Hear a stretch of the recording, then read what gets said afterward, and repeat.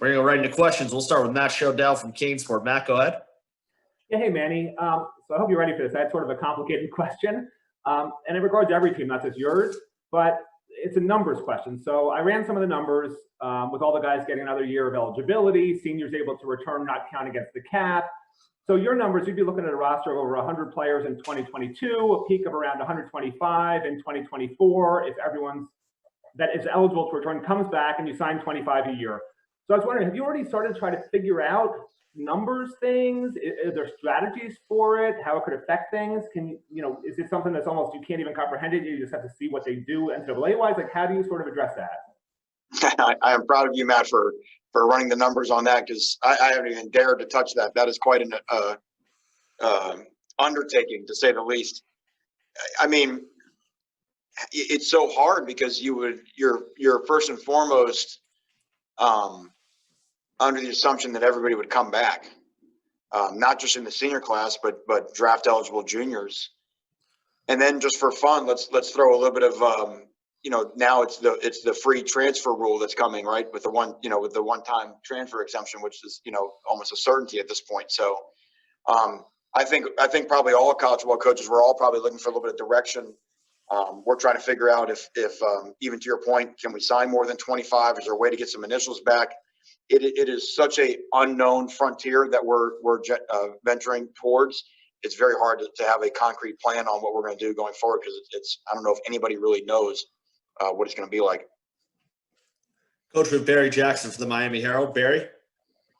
Hi, Manny. I have another global question, but not with as many numbers as Shodell's question. At the moment, Trajan Bandy and Jeff Thomas are both out of football. Is this something you would mention to your players at the end of the year who are considering early entrance? Not in a mean way, obviously, but in a these are the facts thing. And does it upset you that you've now had a bunch of kids who have left early and then been unemployed out of the NFL altogether that next year? And what can be done about it, do you think?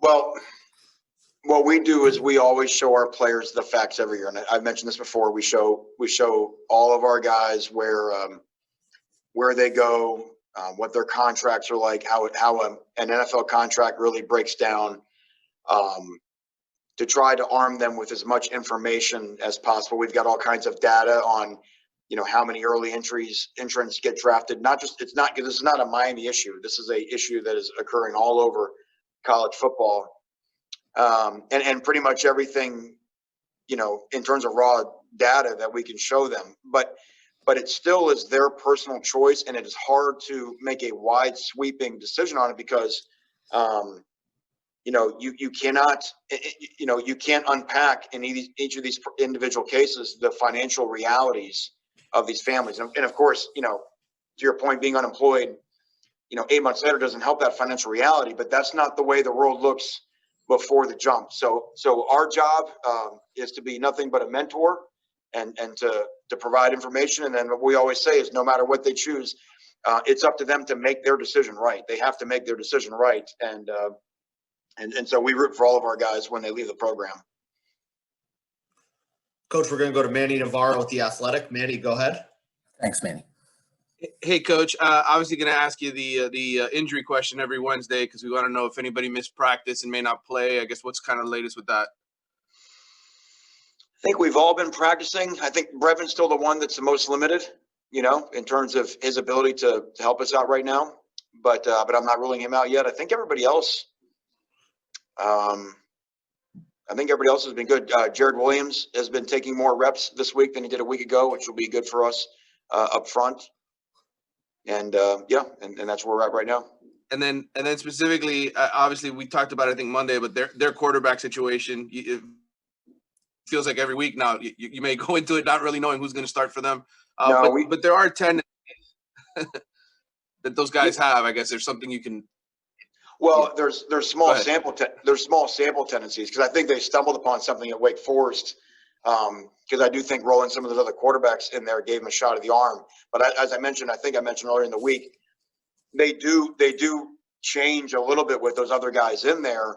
But again, that's changing in a small sample size. So they could certainly expand the package with those other two that went in. So it's hard for us to say, well, hey, when they go in, it's only going to be this. One guy's a true freshman and one guy's a transfer that his role is increasing. So we've got to prepare for the Virginia offense that we've kind of seen in some version of the last 5 years. Got to prepare for what they showed at Wake Forest, and then kind of been able to anticipate how they can expand those guys' package, and then just stay loose and adjust during the course. We expect we'll see something that we haven't seen, and we'll just have to adjust to it during the game.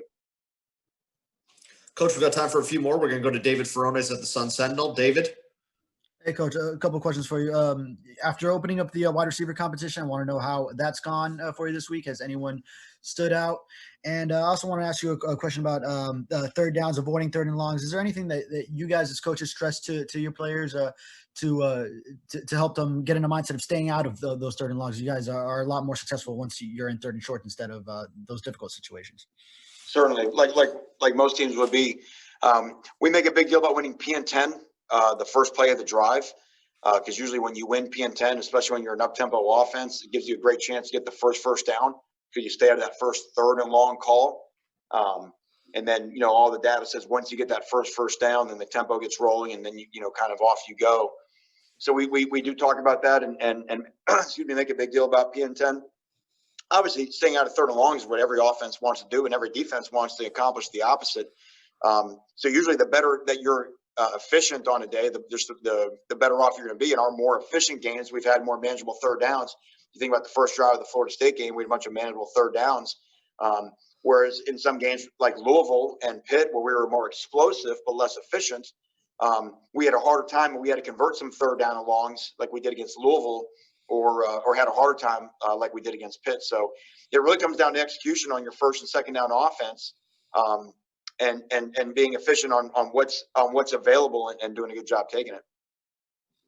And also your receivers this week with the open. Oh yeah, and then the wideouts again. Just having walked off the field from a Wednesday practice, and I've got my head under the hood of the defensive engine, all during Tuesday and Wednesday. So that's something that now this afternoon I'll get a chance to talk with Rhett and Rob and those guys and get a sense on what they're doing. So yeah, thank you, Coach. We got Chris Stock from InsideTheU. Chris? Yeah, sticking with the receivers. What will be some of the areas in practice that you'll be identifying? What will you be looking for in terms of determining who will go ahead and get that start? And then also kind of real quick with Brevin, you said he'd be limited possibly, but looking ahead to the NC State after the bye, would you expect him at that point to at least, to not be limited at that point? Oh yeah, I mean that's a ways off, but yeah, we would think we'd have, as everyone we have right now would be available for then. From the wideout standpoint, I think there's two. I mean, let's start. There's really three things. I mean, one, everyone's got to be playing with great, effort and assignment, those type of deals, which, some of the young guys are learning. Still that, but it factors into, putting what is happening on Green Tree practice field into the context of the game, and things that we don't do in practice that are showing up in the game, and trying to eliminate that thing to get our game performance to match.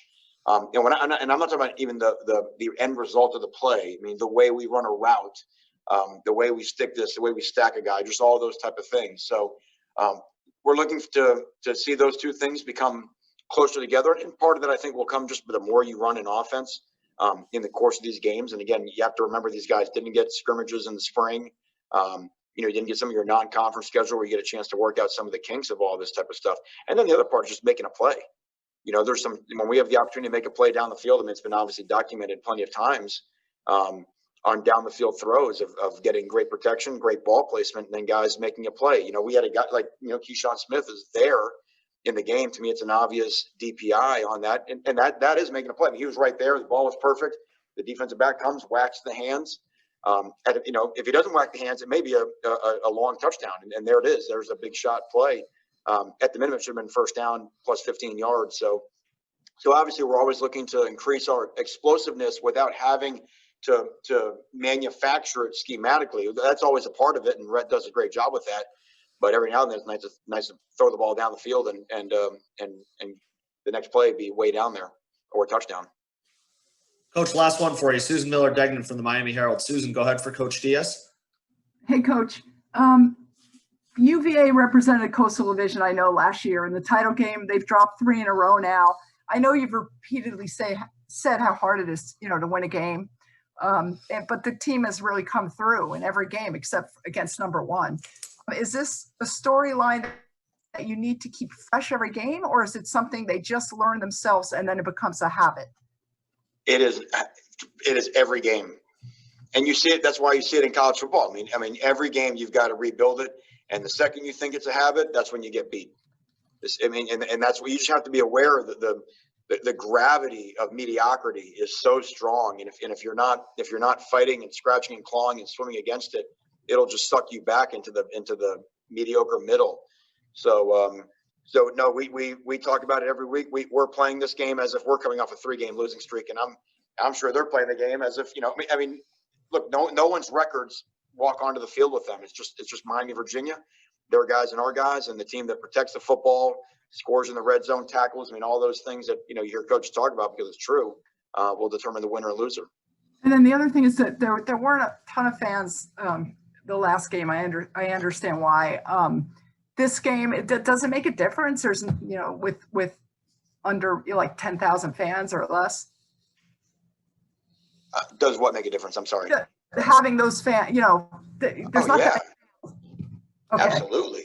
Absolutely. It means so much to our players to see whatever fans are allowed to show up. I mean, our 2 road games at Louisville and Clemson, those were pretty juicy environments. You know what I mean? I'm not sure how many they were allowed to have at Clemson in terms of how many were actually there, but it seemed like there was a bunch of people there. And so if we get 13,000, we get a chance to get 13,000 in there.